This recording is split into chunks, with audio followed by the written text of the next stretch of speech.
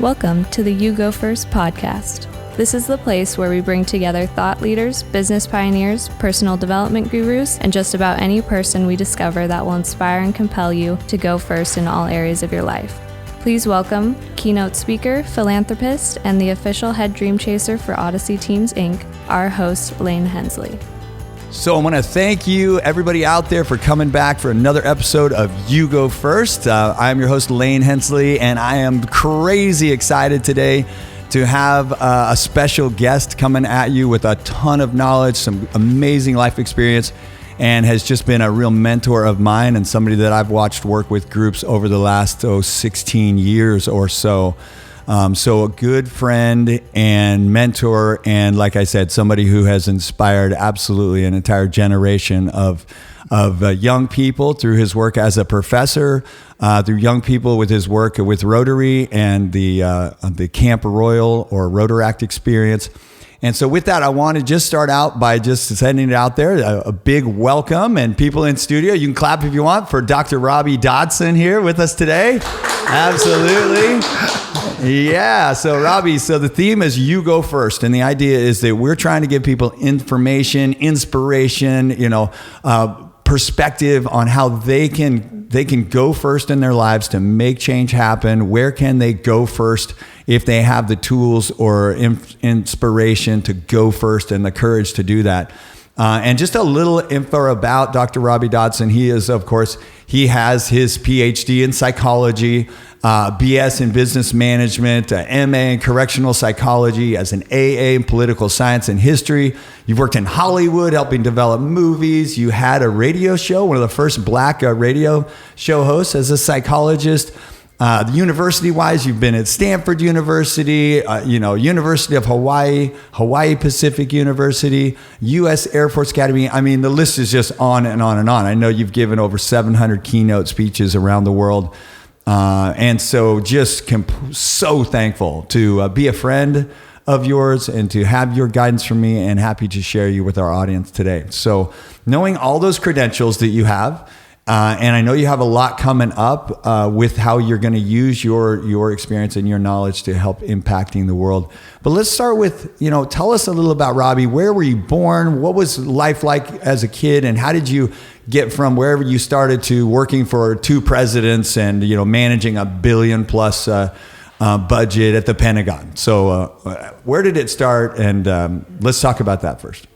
Well, I'm pretty... How do you say I'm in a situation where I'm humbled and honored that anyone would just care about who I am and how I came to be. For some reason, I was a kid who was the oddball in the sense that I would spend a lot of time thinking about what I wanted to be in the future.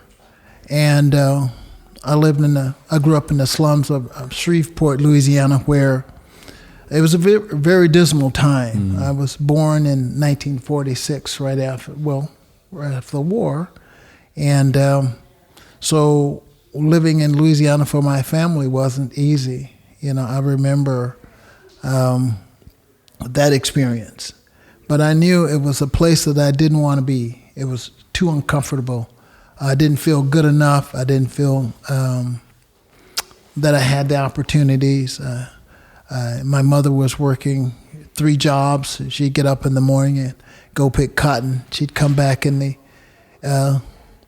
6 or 7 in the morning. She's out picking cotton from 3 o'clock or so forth. They ride a bus out, and then they ride a bus back. And somehow she would go to a delicatessen, and blacks couldn't go in the front of the delicatessen. She'd have to buy food out of the back. So she would buy the ham bones and different things that are left over from the restaurant. And she'd come home, and she would make the breakfast.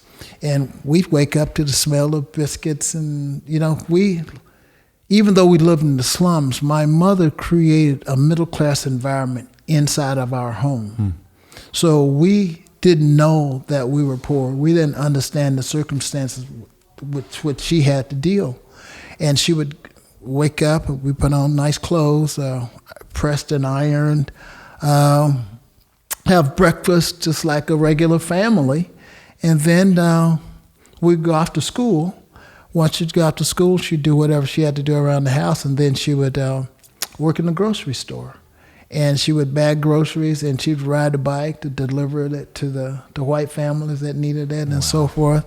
And we'd go to school. She insisted that we do well in school. She taught my brother and I to read at the age of 3.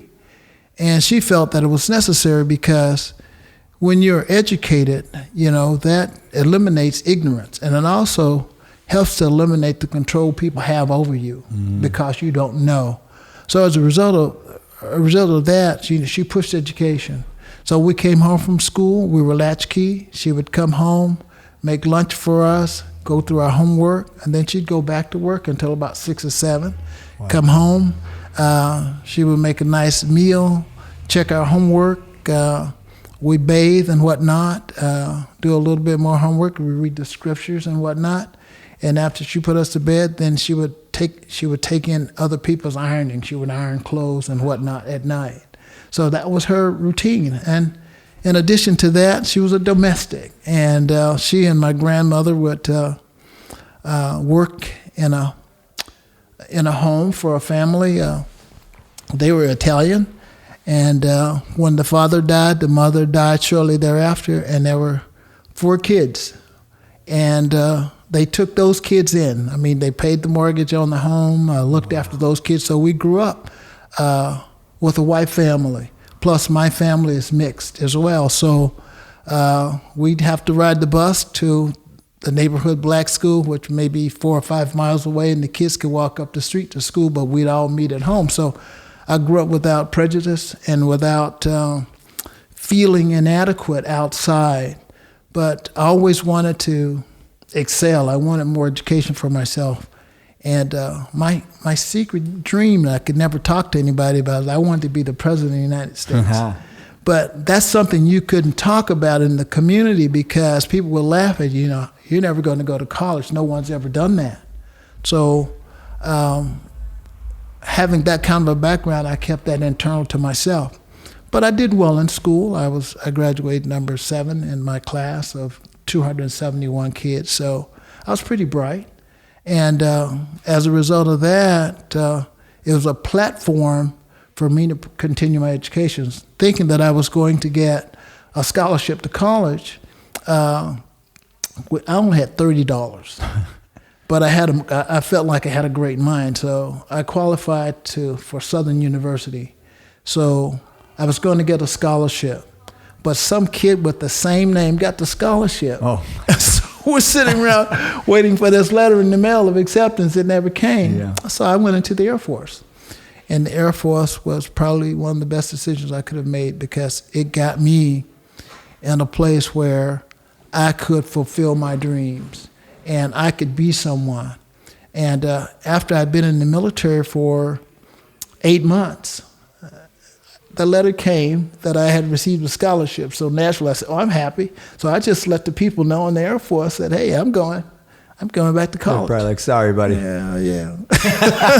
So what? I mean, we could do a whole show on honestly what you've said already as far as your life growing up and how your mom set that example and just the belief you had about yourself, like I have a good brain and finding your way in this place. So what happened now and when did psychology start to become such a passion for you and understanding? Well, after I had been in for a little while, I wanted to go to college. After I got through basic training, I wanted to go to college. So I was stationed in the Philippines.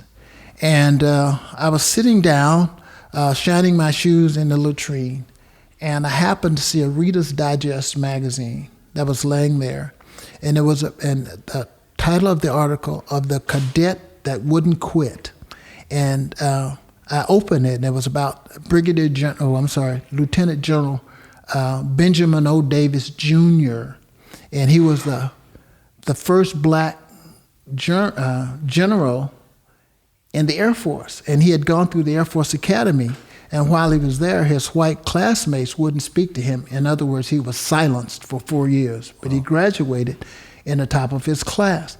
His father, though, was Benjamin O. Davis Sr., and he was he was a major general in the Army. And at the time, I read this article, Lieutenant General, that's a 3-star. So the ranks are like this: Brigadier, 1-star, Major General, 2-star, Lieutenant General, 3-star, and then full general was 4 stars. So I was so impressed with the fact that he went to the Air Force Academy and he was silenced for 4 years. I wanted to become an officer. That was my number one goal. My second goal was to get a PhD, and my third goal was to become president of the United States. So anyway, that was the beginning. And shucks, I flew in a helicopter in Vietnam. I would take my correspondence courses.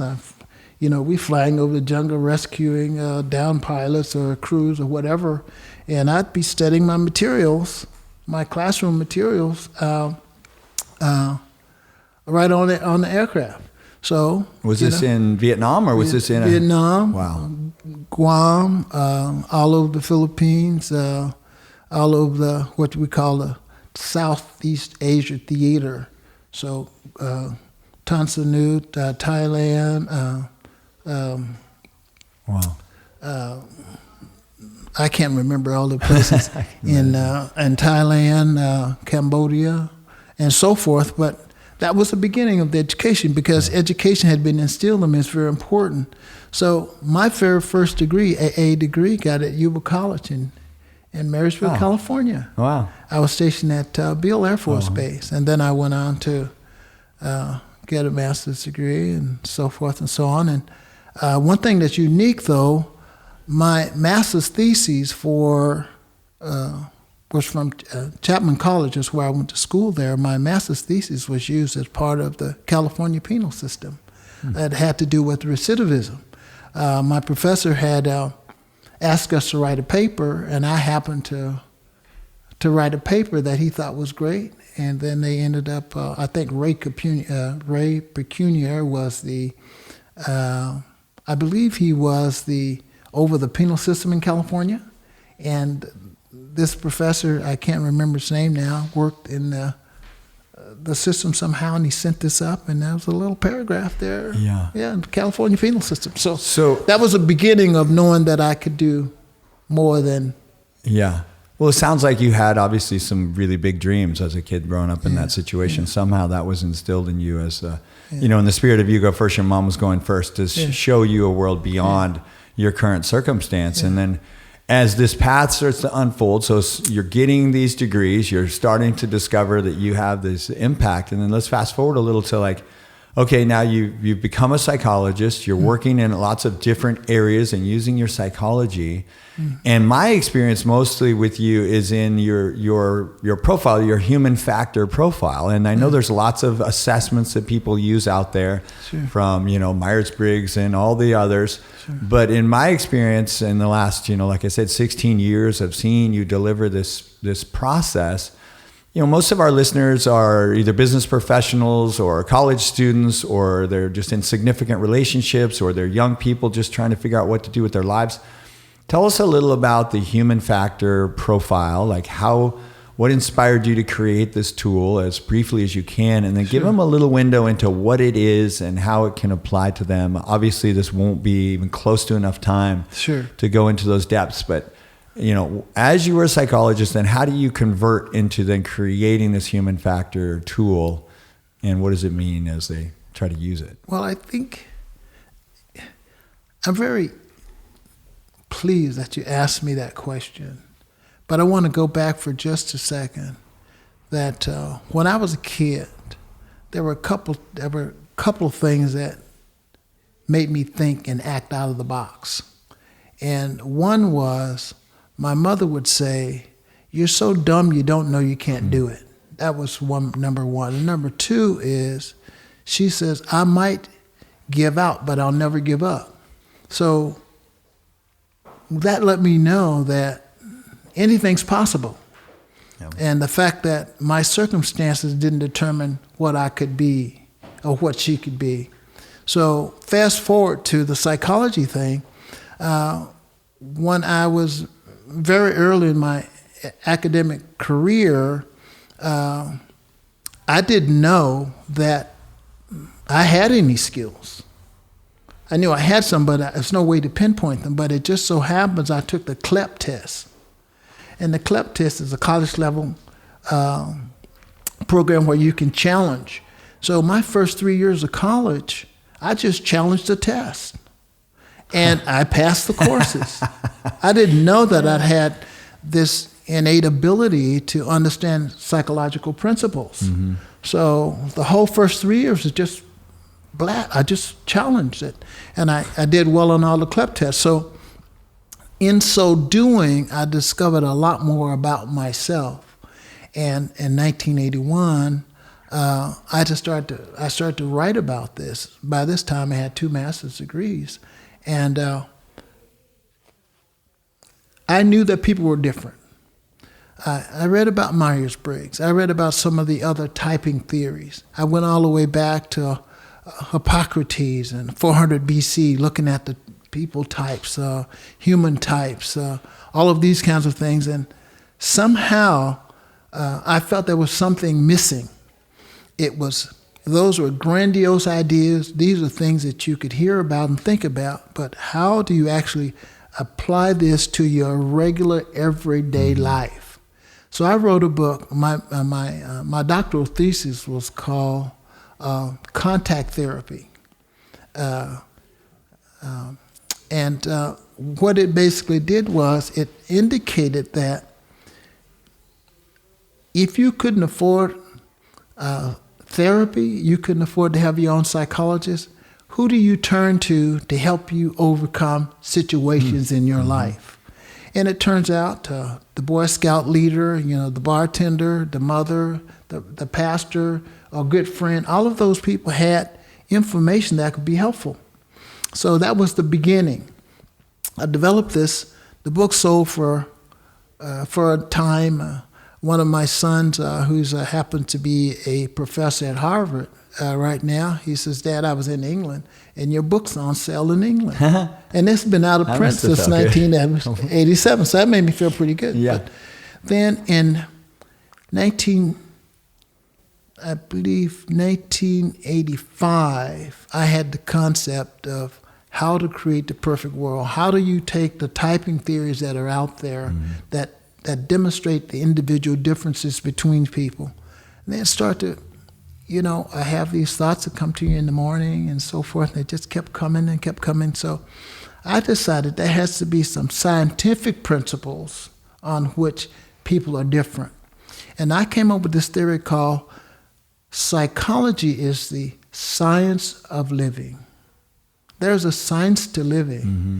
And in the science of living, there are things that indicate that we're individually different. We think differently. We process information differently. We have different motivations. We have different reactions to stress. And then there's the reality principle, and then there's the perceived reality principle. So I needed to put all that together in such a way that I could build some kind of a program that was based on experience that a person could do right now. For example, a Myers-Briggs is 350 questions. You take the assessment. It's someone sends it out and it processes for 3 weeks to come back, and they give you a picture of yourself. For instance, you'll have a Myers-Briggs type indicator, which is a Myers-Briggs MBTI. And so you'll find out that you're an introvert, you have your judgment, or something like that. But anyway, you'll have this type code, and then after 2 weeks, you forget it. But it wasn't anything, you know something about yourself, but there's no way to apply it. So I wanted to go a step beyond. Yeah. So I wanted to get into how people think, what motivates them, what brings them self-esteem, what causes them stress and frustration, and then also what makes another person attracted to another. So that was the beginning. And then I guess that it just evolved after that. So now it's called the human factor, and I'll talk more about that if you want. Yeah, I would love that. I mean, Sure. And even in the fast session that we do, that I've seen you do many times, is 3 to 4 hours long. Mm-hmm. podcast is obviously, a half hour or so. So, if we can jump into, so you obviously, find this sort of gap in the thought process from these tools, and using your own innate abilities to really assess human behavior, come up with these four human factor types. And for me, I know that there's knowledge, there's structure, there's energy, and compassion. Those are the four. Yes. And, when I've seen it before, I've had the luxury of, like, my kids have gone through it with you. My mother was there one time. My father was there one time to see your session. And, these awakenings of, like, oh my gosh, that's why. Sure. And maybe tell us just a little about each of the types. Like I said, I hope this is just a beginning of a conversation we can have in future podcasts. Our personality has 4 levels, in my opinion. And see, those 4 levels indicate something about us. See, there is no one specific type. We have what we call a profile code. For example, when you buy a product at a store, there's a little code, a little barcode that tells you all about that. It tells you where to find it. It tells you when it's going to run out, when it's going to be resupplied. So it's a barcode. So we actually are born with a barcode. I call it the code of life. Everyone refers to it as the DNA. So our personalities are broken up into parts. For example, my particular innate core value, or my human factor profile code, would be knowledge, structure, energy, and compassion. Now, what does that mean? That top card, or that top level, which would be knowledge, that's my innate core value or factor. What that means is that I am a knowledge seeker. Logic drives me, looking at the big picture, seeking knowledge. So in that, it gives me a power, a gift, and a mission in life. That person would be a person who's driven by the inquiry, the person who's driven for seeking knowledge, looking at a way to control nature for the benefit of man, developing technologies or concepts. That person's power would be the power of their intelligence or imagination. And their natural gift in life is to advance mankind. So that's personally easily recognizable because they're the ones, quote unquote, we look at and call geeks. So that's my upper level. My second level is my parental innate core value, which would be structure. That means that the person or persons in my life during my formative years taught me my value system. They created the factors that drive that part of me. So when I say that my innate, my human factor profile code is knowledge, structure, energy, and compassion, what I'm saying is that upper level is innate. That's unlearned. I had nothing to do with that. Yeah. The second one was taught or shaped to me by parents or whoever had that parental role. So it's this mom with the iron shirts and the breakfast is ready and go into you're like, okay, structure is important. I'm sure she held you to a high standard. And the energy, that's my social core value. That is the environment, that's the neighborhood, that's the tradition. Those are the things that I learned from my friends, my neighborhood, my school.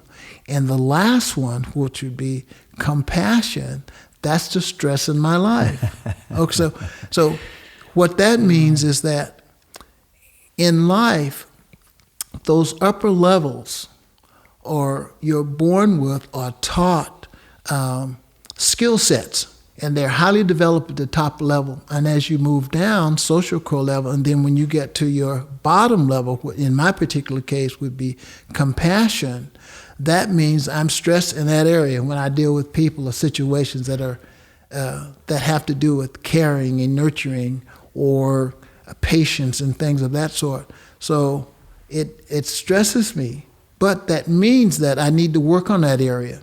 You know, when a person lives to be 60, 70 years old, they learn not to let things bother them. Okay? Yeah. But do you want to wait till you're 70 years old to figure that out, or do you want to know now? So by understanding what your stress is, and you can build that up. You can have more experiences help you develop that. So in my particular case, in everybody's case, when you experience stress, you have one or two responses: fight or flight. If your structure or energy, you tend to fight to try to manage that stress. Mm-hmm. If you're compassion or your knowledge, where you take flight, you remove yourself from that. So it gives you a little bit of understanding of what they are. Energy, people are the kind that know fear. They're instinctively motivated by action, activity. They're spontaneous, loving, sexual. They love extreme sports. A compassion person, that's a person who's more social, caring, nurturing, the kind of people who's your best friend. They're motivated by feelings. They're knowing what's naturally important to people. And then, of course, the structured person is a task-oriented person who is performance-driven. They have a task list for everything. They're step by step. Yeah. And each one of those things, that's what's important about understanding the difference. An energy person is what you call an application learner. That means that anything they learn, they can learn in 20 minutes. They have to be able to apply it right away. They don't need extensive background. They don't read the whole book, that kind of thing. Mm-hmm. A person who has knowledge, on the other hand, that person's what you call a discovery learner. Don't give me the answer, give me the question, let me find my own answer, because they can think it out, they can solve it, they can use the theory. A structured person, on the other hand, is what you call a direction learner. They naturally understand things when you explain it to them. You go step by step. You present it to them in an organized manner. And a compassion person is what you call a discussion learner. They have to talk it out. It has to be a shared experience where there's a dialogue between the person providing information to them and the person receiving it.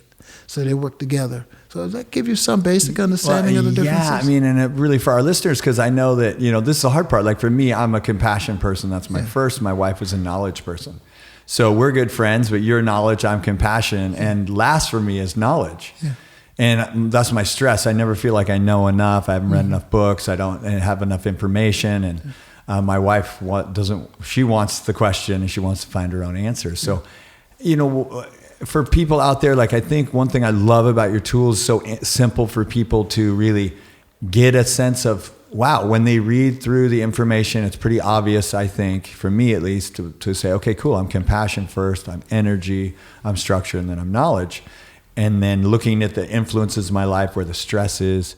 How do we then, if we want to make this perfect world in our relationships and our understanding so we can go first to have a deeper understanding of the people who stress us out and why it's like, oh, well, that's why, because they're just a knowledge person and I'm an energy person. I'm ready to go. And they're like, wait a second, where are we going? And what's the details? Because their structure might be number two for them. Yeah. So what can you tell us about, how do we learn more about, how to understand those people that are different than us, knowing those types? That's a very good question. I want to talk to you about that. Let me just give you a little joke here. The compassion person says to the energy person, or let's say the compassion husband says to the knowledge wife, honey, you don't say you love me anymore. And the knowledge person, the knowledge husband says, I told you I love you 15 years ago. Do I need to repeat myself? Right, so right. Knowledge people, they like low maintenance relationships. They like to read and to think, and they move away from people to serve people. Whereas a compassion person moves toward people to serve people. Do you understand? This is the beauty of, honestly, my marriage. Yeah. But my wife is behind the scenes, supporting like that, and I'm like, let's get everybody together. Yeah. But see, here's the thing. We're not just one. We're a combination of four things.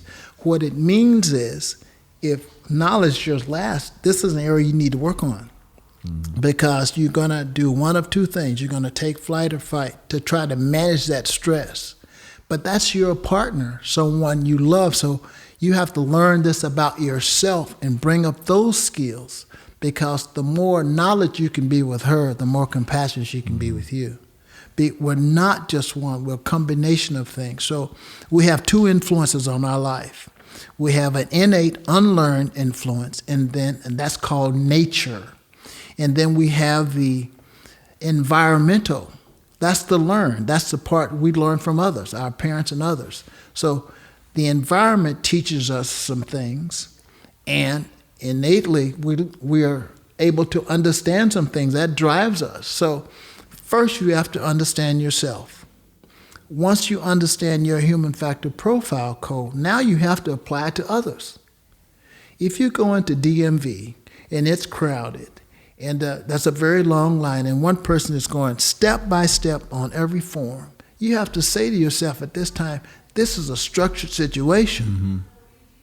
If you're structured, you understand. But if you're not structured, if you're compassionate, you see people frustrated, that bothers you. Your energy, you want things to move very fast, that bothers you. So you have to be able to adjust mentally and say to myself, this person is this way, therefore I have to change my processing of information about this person and make the change. Mm-hmm. But we live in the moment. Because we live in the moment, we're not able to make the transference and process the information, so we experience stress. But if you're able to say, I understand my wife needs this time alone, and if she's able to say, I see where Lain needs more compassion, he needs a touch, maybe he needs more conversation. You see? It's making the application as the process that's important. Well, in the spirit of like the you go first concept is like, you're giving us this tool, and what I love about it is it's so simple. I know when my mom and dad went through it, my mom is clearly so compassion, my dad is knowledge and structure. So when she wants a hug, he's out, cleaning the garage and blowing off the yard to say he loves her. It's a little like the love languages, but it's so much more than that. It is. To say it's really an understanding language, to give us a perspective. I understand why their priority is here and mine is there. Who's going to go first to find the middle ground, or at least appreciate that that's how they go about, Think about it. That's how you create the perfect world. First I understand, and then I apply it. Mm-hmm. And I apply it in such a way that you feel it. So when you're being compassionate to me and I'm compassionate, I feel it. So naturally, I can be knowledge or energy or structure with you because I'm more at ease. See, people only repeat behaviors that make them feel good about themselves. Mm-hmm. See, it's a self-fulfilling prophecy. If I feel good, I can act well and I can make you feel good. But so you have this question of esteeming behavior. We tend to move away from things that de-esteem us and move toward things that esteem us. But if you have a partner in life, you have a partner in business, you have a partner, or even if countries, leaders, experienced this and applied this, really applied it, we could create the perfect world. Yeah. We could create perfect worlds at home, perfect worlds in communities, in schools. Think about how we could eliminate the violence in schools right now. Mm-hmm. How if people cared. Some of the people who are reacting out of stress, de-esteeming situations, because they don't understand themselves and they don't understand other people care about them or how to reach them. So that's the difficulty, is applying these principles. But first you have to learn the principles. Yeah. I've seen you when you're talking to young people before talk about what the type is that usually ends up with a school shooting and things like that. And I know you've impacted, like I said, the world from the Pentagon to, inner cities to these schools and these kids that are really trying to understand themselves and the people around them, and how sometimes these human factors, like you said, fight or flight takes over. And I know even in this conversation, like I'm feeling emotional, like my compassion is so off the charts, and the intensity of this message that I want to get out to the world, because that perfect world between me and my wife, or me and my kids, comes from that understanding and the ability to apply it. And it's so beautiful the way you've put this human factor together. I just want more people to experience it. So who are the types that you think are most obvious, or like I said, who lashes out in the school environment? I can't remember which type and how you said that before. Well, energy students, or people who are energy, tend to want to do things right now. And they think fast, and they're very decisive.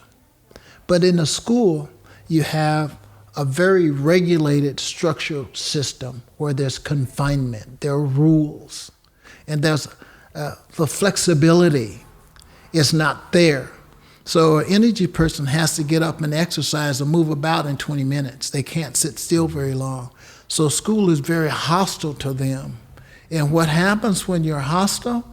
You strike back, you strike out, you swear, you cuss, you fight. Those kinds of things happen, okay?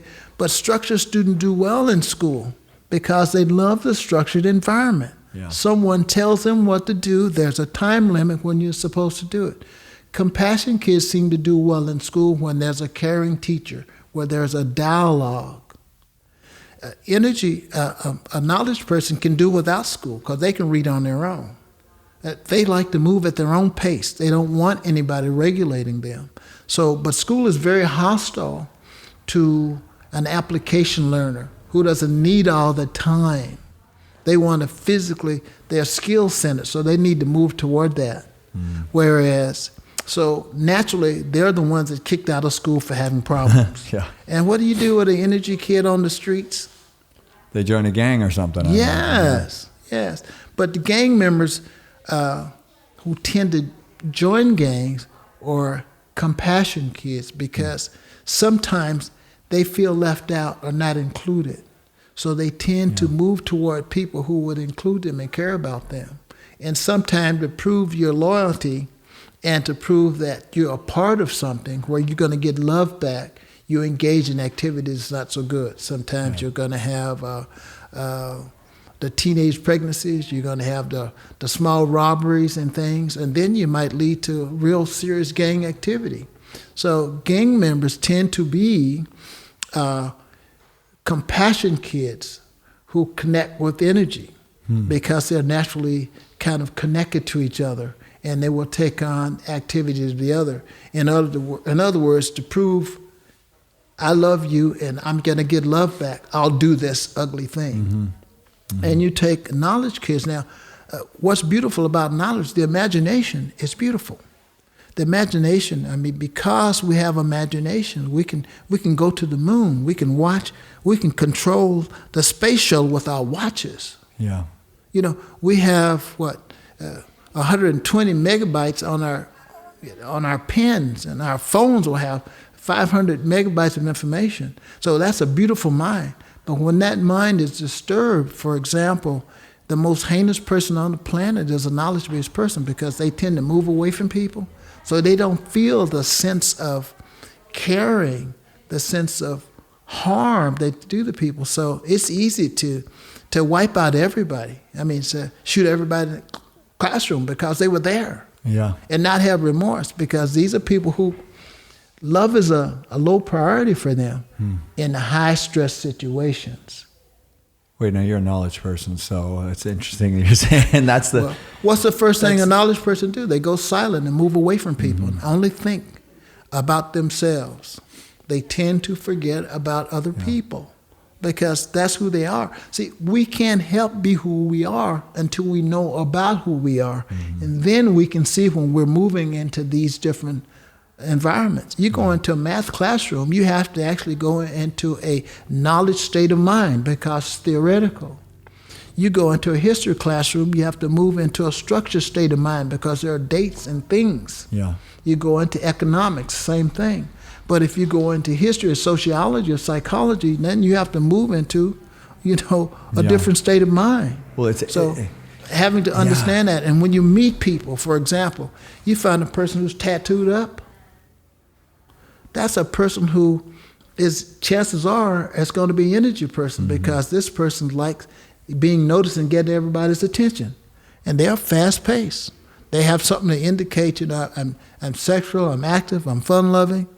That's who they are. Yeah.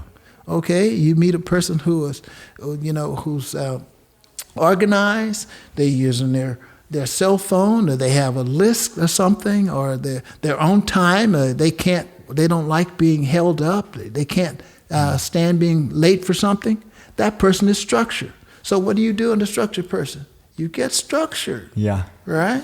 Well, it's interesting that like we're talking about schools and stuff, but the conversion to then companies and how and it's like you got to have a sales force out there. Yeah.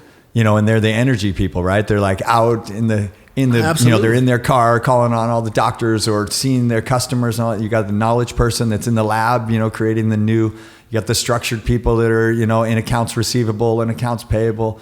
Writing and then rules. you got your compassion person, maybe HR or the person that's, hey, we need to have a team building and get everybody together because we're feeling. And the beauty of these 4 zones and how, we talk about it at Odyssey about catching yourself being yourself.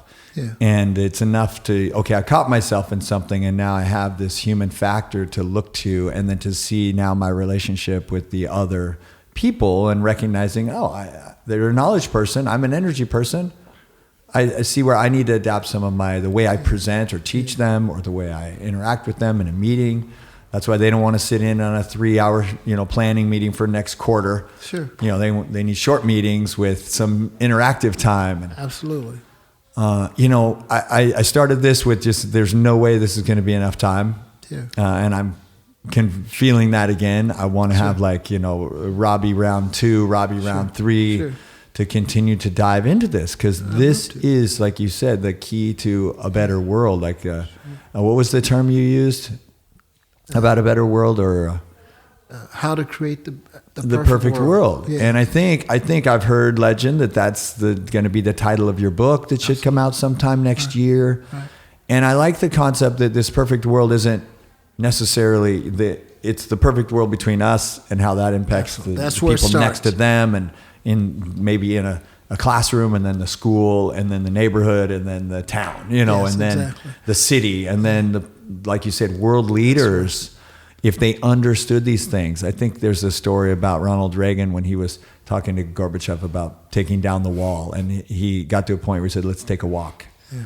And he recognized that this is a person that we need to change our physiology. This is a person that we've talked enough. Now let's move together as an action person. Sure. So I don't know how to even close up this because I feel like we're just starting. So what can you say to our listeners to just give them something here? We can do better. We can be taller, stronger, smarter, and more caring. We can. And I'd like to just speak to managers for a minute. You have a workforce, and we tend to, if you're going to change a home or a company or whatever the case may be, it has to start top down, bottoms up. And you have to recognize people are different. And if you're running a company or a team, try to make sure that each one of those primary innate core values are factored at the table. If you need a plan, guess who's going to give you the plan? A structured person, and step by step. Mm-hmm. You need it moved, you need it promoted, negotiated. That energy person's going to do that. You need to work out the bugs between people, create the problem solvers. That person needs to be compassion. But if you need to look into the future, how you can develop this, you need the product knowledge to make it stronger. That person needs to be at the table and figure out how you can best use those people. Mm-hmm. You may be totally different. You may be primarily energy, want it all done right now. But if you have a team at the table talking about it, you can do it. It works for governments. It works for armies. It works for communities. It works for classrooms. Yeah. We just understand people are different and then treat them differently. I'll close by saying, knowledge is power if you use it. But otherwise, it's just information if you don't. So as a result of that, in order to get the best out of others, you have to first understand yourself and then understand them and then act on it. Mm-hmm. Yeah. Well said, Robbie. And you've invested so much of your life into gaining this information, to the impact you've had on people around the world. And it really and truly, I hope that you come back to the podcast and share more of your own personal story and how we can help impact relationships between parent and child, kids with each other, spousal relationships, significant relationships. I've had the luxury of, hearing a message with see my kids through these lenses. You're curious, are they left-handed or right-handed? And you should be just as curious as are they a knowledge, structure, compassion, or energy? And creating a world that converts and that you can reach that common ground. I know that, I have 3 kids and they're all very different. And I've seen them through the lens of the human factor that you've created. And I'm thankful to you for that. I want to say something to you. From the moment I met you, that was significant. There was something significant about you. Lain, you speak people. You're a genius at bringing people together and bringing out the best in people. That's why we're doing this. Mm-hmm. You're not doing this for yourself. You're doing it for the universe because you can't help it. Thank you. I'm grateful that you allowed me to be a part of it. Thank you very much. You're so welcome. And you're right. I just can't help it. And I can't help, but it really keeps me up at night figuring out how do we get this human factor to everybody, because I truly believe that it will be a perfect world if people understood what it is, the gift that you've given us through this human factor. So with that, and I'm thankful today that your grandson Zan is in the studio and your wife Anna's here, and so they'll fact check all these stories. And Sure. I know that as a knowledge person, you go deep and you really think deeply, but you have truly learned to bridge between a compassion person and find a way to support me, and I really appreciate it. So whatever it takes for you, I'll do it. No, I know. I caught you to get you here today, but I hope you come back. I really think this is a great platform to get your message out there to more people. So all of our listeners out there, I hope you're as thankful as I am that you got to hear some of the words of Robii Dotson, and that you will look for his book coming out next year, and that you'll come back to the podcast and maybe hear some more words of wisdom from him. So thank you so much, Robii, and you have truly helped us to go first. And I hope every listener out there will look around their life and look at those points of stress and those people who disrupt their sort of natural flow and think, hey, maybe they're just a knowledge person and I'm a compassion person, or maybe they're structure and I'm energy, and I can go first to have a deeper understanding of their values and why they operate the way they do. All right. So thank you so much. And thank you, Robii, for being here, everybody. Yeah. Thank you. My pleasure. I want to again thank Dr. Robii Dotson for joining us on You Go First and sharing his insights.